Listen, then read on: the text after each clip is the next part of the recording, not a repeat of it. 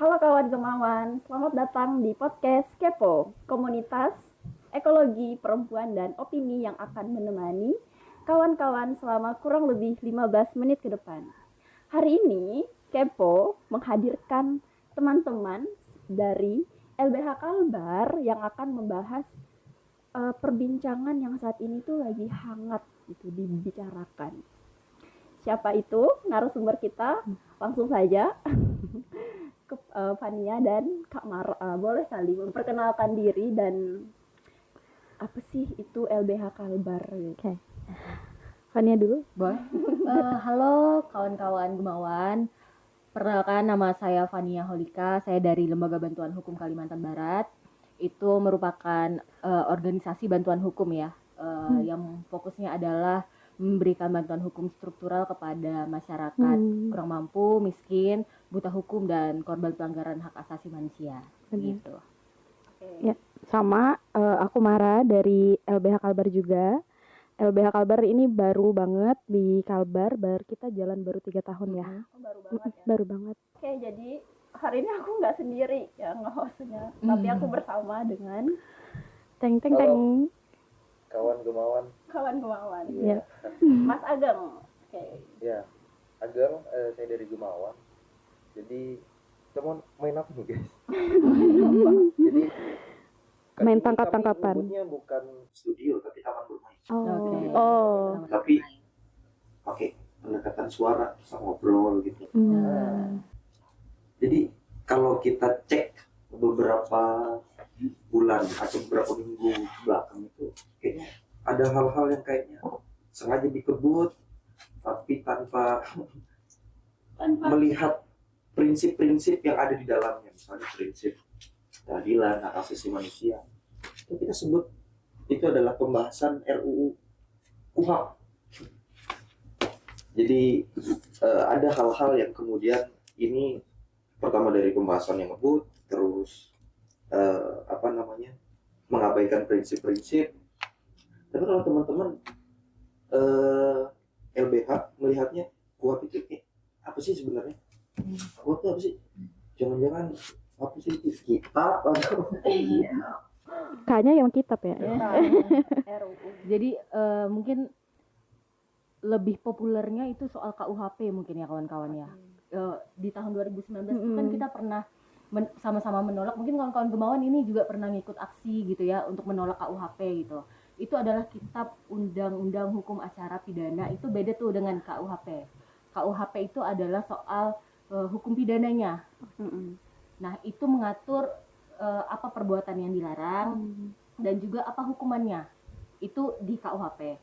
Itu sebenarnya udah kita tolak, cuman memang ya out of nowhere tiba-tiba jadi gitu ya, dan akhirnya jadi Undang-Undang Nomor 1 Tahun 2023 itu tentang KUHP yang nanti akan efektif berlaku di per 2 Januari 2026 kawan-kawan.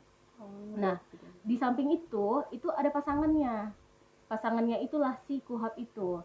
Si KUHP itulah yang kemudian mengatur soal bagaimana prosedur tata pelaksanaan dari KUHP itu. Misalnya Ersa amit-amit ya saya melakukan melakukan pencurian nih misalnya, sesimpel itulah ya, pencurian. Misalnya pencurian lah ya. Ersa melakukan pencurian. Ersa itu diselidiki lah kan ya. Apakah itu peristiwa pidana atau enggak? Nah, itu diatur di KUHP tuh Terus Ersa akan ditahan, Ersa akan ditangkap, Ersa akan dihadapkan di pengadilan, kemudian sampai pada eksekusi putusannya apa dari hakim, karena hakim yang vonis. Itu tuh diatur tuh di dalam KUHP. Jadi itu tuh soal tata pelaksanaan, prosedur gitu dari KUHP yang nanti menjadi hukum materialnya gitu loh. Hukum material itu soal apa yang dilarang dan juga apa hukumannya. Gitu. Tapi kalau curi perhatian nggak dipidana kali. Gimana? Kalau curi perhatian nggak dipidana. Oh enggak.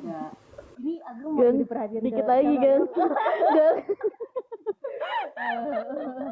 Nah gitu, Ersa, Ageng dan kawan-kawan. Berarti bedanya KUHP sama KUHP, HAP-nya itu KUHP, A-nya itu adalah cara.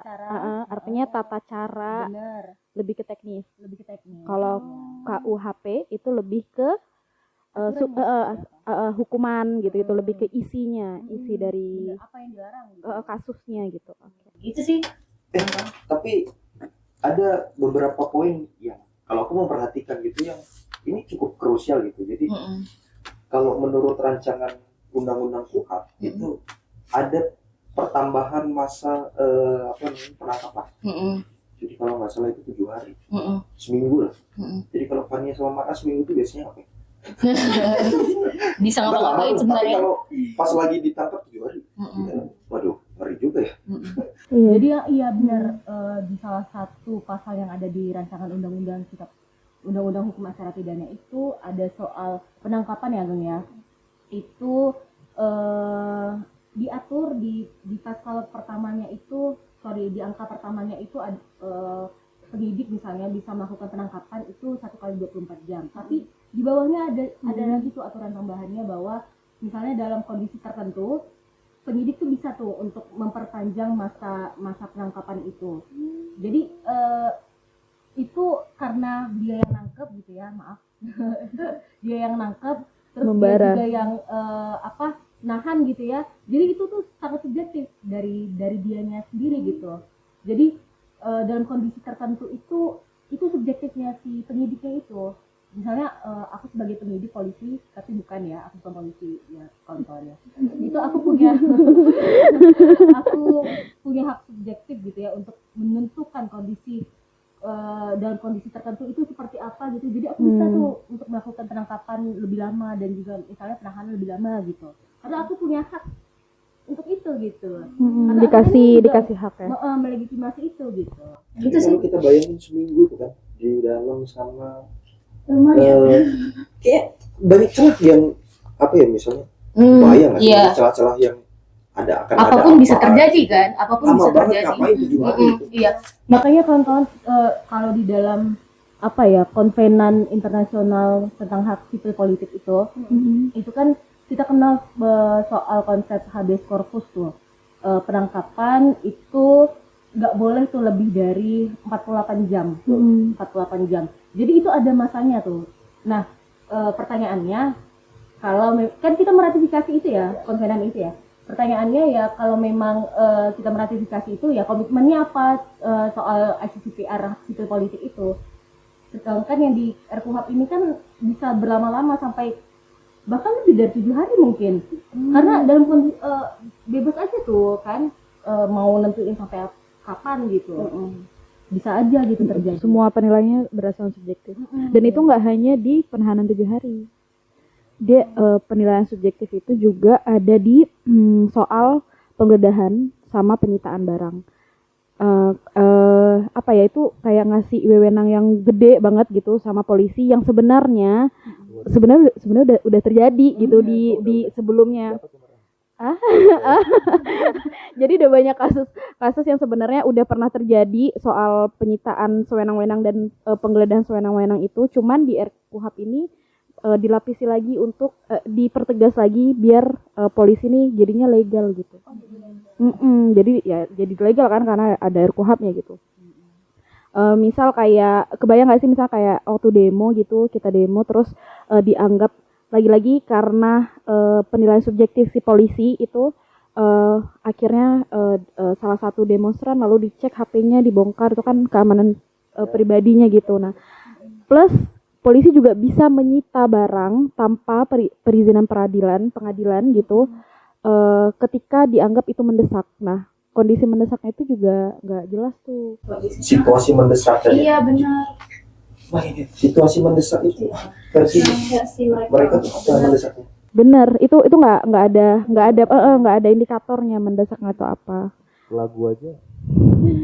Enggak, apalagi di hari-hari sekarang kan kayaknya kita banyak ininya ya, banyak miss-nya gitu sama pemerintah. Misalnya kayak sawit dianggap sama dengan pohon umum, terus apalagi dianggap apapun ketika ada penolakan dianggap anti asing, kan narasinya selalu seperti itu kan. Nah, apalagi ketika ada barang dalam kondisi mendesak itu nggak dijelaskan indikatornya, nanti akan liar seperti yang sebelumnya kan.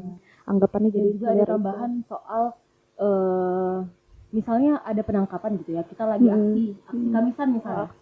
terus kita ditangkap out of nowhere, tiba-tiba ditangkap, terus misalnya tiba-tiba kita dirasa kurang kooperatif dalam prosesnya gitu ya. Kita ada kooperatif, terus kita juga misalnya penyampaian apa yang kita sampaikan ke polisi itu menurut dia tidak sesuai fakta. Nah itu bisa tuh untuk dilakukan penahanan yang mungkin lebih lama gitu. Iya betul. Karena dia punya hak subjektif itu kawan-kawan. Nah itu tercantum ya, itu tertulis di dalam narasi RKUHP itu. Nanti mungkin kawan-kawan bisa belajar di pasal berapa, walaupun memang agak sulit diakses ya. Iya. Sulit diakses ya. Aku kemarin nyari asli. Ageng dapat enggak, Ageng? Sebenarnya aku juga kesulitan untuk dapatin draftnya, tapi memang yang paling baru itu kata tanggal 11 Juli ya. Aku ada draftnya tapi itu jadinya dari jaringan, maksudnya dikirim dari jaringan. Ketika nyari di website tuh agak sulit untuk mengaksesnya, iya. Dan ada beberapa versi ya jadinya. Kalau aku nyarinya di bawah lagi pasti kan nggak ketemu. Oh, boleh ya. Tapi tadi ini kan ada penahanan gitu kan. Apakah itu sebagai bentuk untuk efek jerah doang atau apa gitu? Iya. Sebenarnya bukan efek Akan jerahnya ya. ditindaklanjuti gitu ya. Jadi kan misalnya Ersa misalnya Amit-Amit lagi ketangkep gitu kan, dilakukan penahanan. Nah harusnya Ersa kalau memang kan ada alat bukti ya, alat bukti permulaan, misalnya alat bukti itu tidak cukup, Ersa harus segera keluar karena memang nggak ada alat buktinya gitu loh. Kenapa Ersa harus ditahan gitu kan. Nah ini si penyidik ataupun polisinya itu punya hak subjektif untuk menentukan itu, misalnya dalam kondisi tertentu gitu ya, dia merasa perlu untuk menahan Ersa sebagai mungkin korlap dari aksi Kamisan misalnya ya udah, berarti dia punya hak untuk menahan Ersa lebih lama gitu. Iya, sambil mencari-cari bukti itu kan. Pada buktinya ada mengada-adakan bukti, betul, dengan waktu yang selama itu. Iya. Itu kan kejadian ya di kasus yang pernah ditangani sama LBH Kalbar. Soal inilah ya, kalau soal ini karena ngomongin ujung-ujungnya ngomongin alat bukti tadi ya. Soal standar alat bukti itu. Iya, standar alat bukti itu kalau di KUHP lama itu kan 5 alat bukti itu kan ada 5 alat bukti tuh. 2 alat bukti yang cukup dan sah gitu ya. Nah, sebenarnya standar itu tuh nggak ada, itu standar, cuman yang lagi-lagi yang kemudian menentukan standar alat bukti itu tuh sah dan juga cukup, itu tuh ada di penyidiknya, kemudian bisa naik gitu ya di tahap kejaksaan misalnya. Nah itu tuh standarnya tuh nggak ada yang gimana gitu, yang sampai misalnya nentuin itu tuh udah cukup gitu. Misalnya ini agak ribet sebenarnya untuk menjelaskannya. Misalnya dalam kasus yang pernah ditangani LBH itu terkait ada kriminalisasi pejuang HAM gitu ya, isunya buruh perburuhan. Nah itu ya sebenarnya alat-alat bukti yang dipunya gitu ya, itu tuh kalau kita mengacu pada 5 standar alat bukti idealnya, ya apa gitu nggak masuk ya ke kelima. Nggak langsung gitu loh berhubungan dengan peristiwa itu sebenarnya ya. Cuman itu diadakan seperti cincin perkawinan, juga sampai jadi alat bukti gitu ya. Batu juga. Karena kondisinya ini ya ada ada chaos antara sisi polisi sama masa aksi buruh waktu itu, yang lagi mogok kerja gitu. Kemudian yang dijadiin alat bukti itu adalah batu gitu. Bayangkan di lapangan batu beneran batu yang di tanah gitu. Nah itu bisa jadi.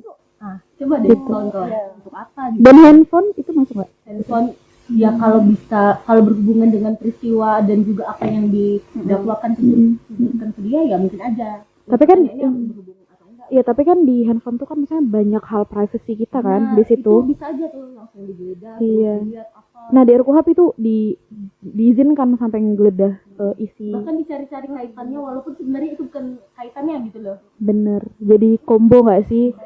Combo maksudnya ketika ditahan udah bisa diambil HP-nya, ada izin menggeledah, ada izin penyitaan, ditahannya lebih lama, lebih lama lagi dia mengobrak-abrik data pribadi kita. Iya nggak?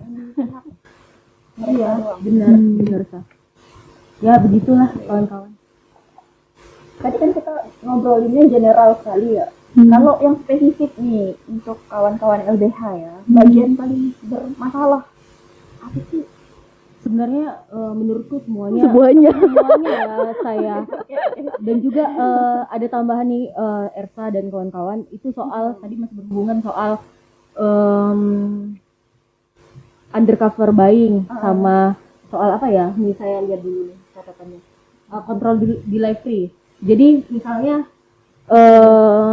ada polisi kan punya hak subjektif, dia bisa menentukan lah ya mana peristiwa pidana atau bukan. Nah itu tuh tahapnya tuh di tahap penyelidikan kawan-kawan. Nah di tahap penyelidikan itu yang mana memang harusnya itu kita menentukan ya apakah itu sebuah peristiwa pidana atau bukan. Nah polisi itu punya wewenang untuk melakukan itu undercover buying sama kontrol di live itu. Apa pelaksanaannya yang udah terjadi? Itu soal misalnya tadi kita udah ngobrol ya sebelum podcast. Misalnya Ageng lah contohnya. Ageng misalnya membeli sesuatu gitu ya. Membeli sesuatu katakanlah itu narkoba. Nah, itu bisa aja tuh Ageng dijebak ya. Bisa aja ya. Ini mungkin aja ya dijebak. Dijebak bahwa itu narkoba dan akhirnya Ageng tertangkap tangan gitu. Di proses penyelidikan itu tuh sah aja Geng karena di RKUHP tuh udah dilegitimasi udah seperti itu gitu. Undercover buying itu sebenarnya sederhananya apa sih bahasanya? Ya, undercover buying itu apa ya? Pembelian terselubung. Oke. Iya, itu pembelian terselubung. Dan itu diperbolehkan di dalam RKUHP. Oke. Sama halnya ya kurang lebih dengan kontrol di live itu diperbolehkan kan. Emang serumit itu ya bahasanya. Maksudnya yang apa sih yang merugikan masyarakat itu banyak.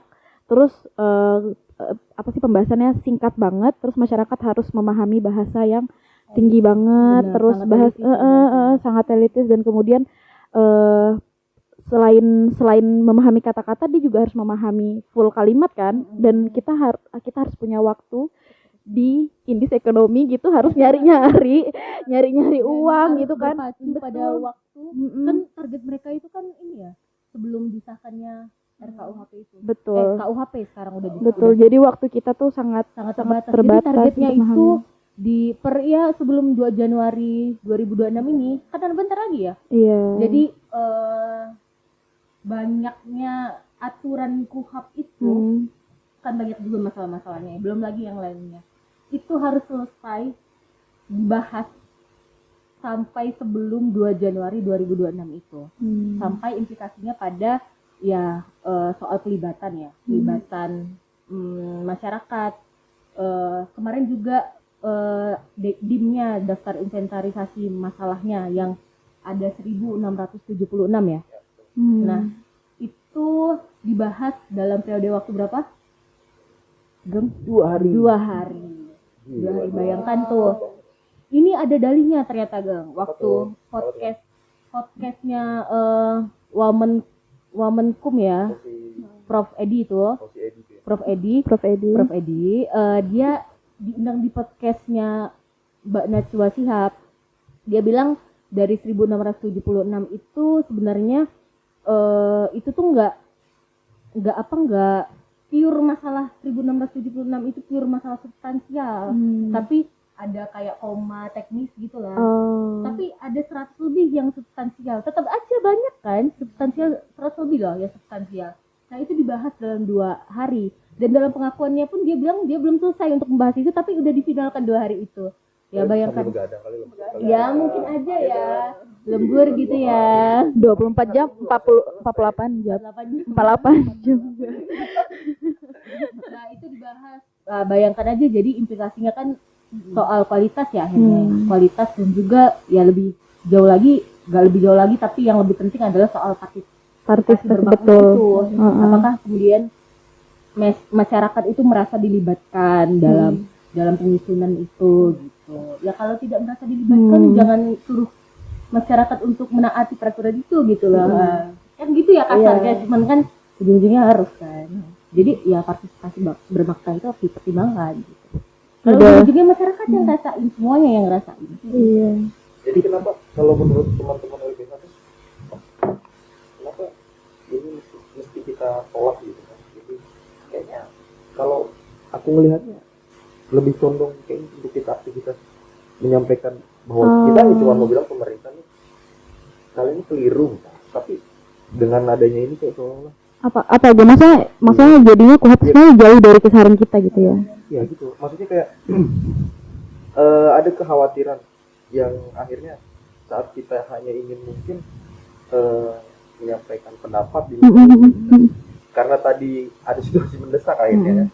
Jadi itulah yang akhirnya mengancam masyarakat sipil. Kalau teman-teman dia kenapa hal ini KUHP ini kita tolak? Mungkin yang pertama soal yang tadi kita udah ngobrolin ya, yang misalnya waktu LBH nanganin kasus pembela HAM dalam konteks perburuhan itu. Nah, itu kan banyak masalah-masalah yang terjadi karena adanya sistem bernama KUHAP itu kan. Nah, dari RKUHAP ini sebenarnya nggak nyelesain masalah sistemik yang ada gitu. Revisinya nggak ke arah lebih baik. Nggak ke arah yang lebih baik, tapi justru bisa lebih parah dari itu. Itu yang pertama. Yang kedua adalah lagi-lagi soal kebebasan sipil. Bagaimana kita sebagai warga negara itu bisa menjalankan hari-hari kita dengan damai, gitu ya, dengan merasa aman gitu, dengan demokratis gitu, pendapat saya didengar dan juga ya tidak mengancam saya gitu sebagai warga negara. Nah itu dirasa belum ada nih di dalam RKUHP ini dan berpotensial untuk mengancam saya, mengancam teman-teman, kawan-kawan itu sebagai warga negara gitu. Gitu sih, teman-teman. Kalau aku mikirnya awalnya ketika kan aku bukan dari background hukum ya. Jadi ketika membaca draft KUHP gitu. Aku juga pertanyaanku juga muncul kayak emang ini kayaknya hanya berlaku untuk yang kemudian tertuduh gitu ya, untuk kemudian orang yang tertuduh selama kita baik-baik saja jadi warga negara baik itu kayaknya nggak kena gitu, rasanya jauh gitu membicarakan KUHP dengan keseharian kita, tapi enggak juga, ternyata semua orang tuh bisa aja kena. Misalnya tadi nyari bukti itu kan bisa jadi misalnya nyari pelaku gitu, bisa diada-adain dan ada-adain itu bisa orang random yang kena gitu, masyarakat yang nggak bersalah. Sering kan kita dengar gitu. Kemudian yang kedua, emang kita sebagai masyarakat nggak pernah gitu turun aksi, nggak pernah gitu kita nyuarain suara, dan bahkan di ranah digital kita aja tuh udah nggak aman gitu kan di negara ini gitu. Jadi akhirnya kesimpulanku ini semua orang bisa kena gitu. Sebenarnya dekat banget, yang bikin dia nggak dekat adalah bahasanya tinggi banget. Sebenarnya PR juga ya, PR banget untuk kita semua sebenarnya, untuk bagaimana pesan itu tuh sampai dan juga masyarakat itu tahu dan paham apa yang menjadi haknya. Nah itu PR banget untuk ngejelasin tadi itu kayak ada undercover buying, terus jangan ke isi dari KUHP-nya dulu deh. KUHP sama KUHP aja tuh kita tuh agak sulit untuk menjelaskan, untuk bukan menjelaskan, untuk kita paham aja tuh kita tuh perlu waktu gitu kan, apa tuh KUHP, apa itu KUHP gitu, apalagi memahami ayat-ayat, pasal-pasal yang bermasalah tadi. Ternyata dekat banget sama keseharian kita. Kalau LBH ya, LBH untuk apa ya? Maksudnya tuh dalam mengkritis ini gitu, terus memberikannya kepada apa ya, masyarakat di luar itu gimana sih? Salah satunya dari kampanye ya, kampanye publik, dan itu pun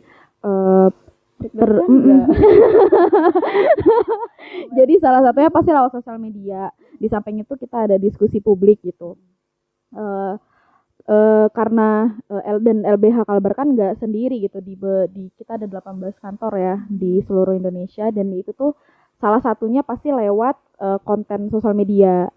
Nah itu jadi tricky banget gitu mau ngejelasin soal KUHP dan KUHP itu apa ke masyarakat awam.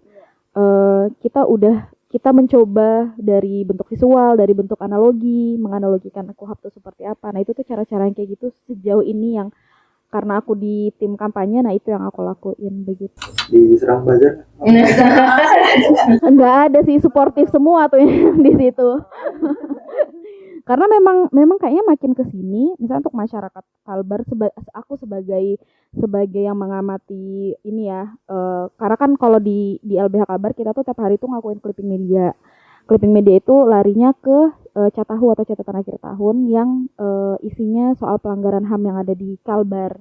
Nah, clipping media itu kan ditangkap dari sosial media yang ada, misalnya kayak Pontianak Informasi, Singkawang Informasi gitu, di 14 kabupaten dan kota di Kalbar.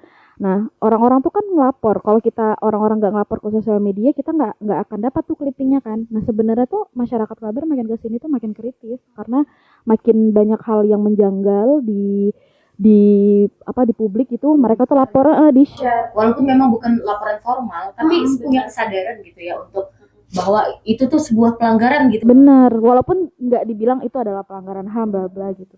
Nah jadi di sisi lain sebenarnya mudah untuk menyebarkan edukasi di sosial media. Di sisi lain kayaknya kebanyakan susahnya adalah memahami dulu nih sebelum bisa menuangkannya jadi konten edukasi. Biar gitu lebih sih. mudah gitu ya informasinya Mm-mm. ke audiens itu tadi. Betul. Gitu. Sama nambahin punya Mar'a tadi, kita kan 18 kantor di Indonesia gitu ya, LBH. Itu kan ada YLBHI ya, yang kemudian kita sama-sama gitu ya untuk kemudian mencari dan juga melihat apa aja yang menjadi pasal bermasalah gitu. Benar. Dan sebenarnya koalisi masyarakat sipil gitu ya, nggak cuma LBH tapi bareng-bareng nih karena ini kepentingan bersama ya. Bareng-bareng untuk bahkan menyiapkan draft tandingan. Bukan menyiapkan tapi udah ada. Draft Bisa tandingan. diakses Akses di website reformasikuhab.id. reformasikuhab.id. Iya, reformasikuhab.id. Versi masyarakat sipil. Benar. Itu Iya. bahkan saya kalau aku boleh klaim ya, itu lebih transparan itu. Bener, karena partisipasinya Dikasih tahu lagi. Iya, bener. Setiap lembaga bahkan ada analisis masing-masing gitu. Ini masalahnya di mana gitu. Ini apa maksud jadi masalah, kenapa, implikasinya apa. Itu ada tuh. Sangat ini ya, sangat jelas bahkan. Itu 2 hari dibahasnya. enggak. Ngebangun website aja nggak cukup ya 2 hari. Panjang karena yang jadi pertimbangan kualitas kan, kualitas yang yang kita akan gunakan selama beberapa tahun ke depan. Ini kan KUHP yang lama ini kan udah 4 dekade ya, lebih dari 4 dekade. Dan ada kemungkinan RKUHP ini kita gunakan lebih juga dari 4 dekade mungkin nanti ke depannya. Nah nanti saat aku gitu ya, terus anak cucu misalnya kalau nggak free gitu, Kalau nggak chat free, itu akan merasakan gitu. peraturan yang gitu. Ibu bapak keluarga semuanya akan merasakan. Belum tentu. Kalau bubar gimana? Indonesia.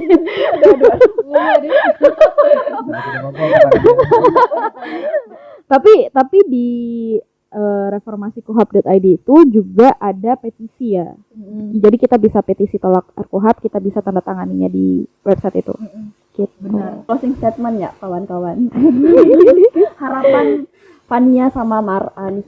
Sama ini ya, semoga makin meluas lagi terpapar ke banyak orang kalau karena adanya RKUHP itu semua jadinya bisa kena. Ini mengutip katanya Wamenkum ya, Wamenkum Prof Edi.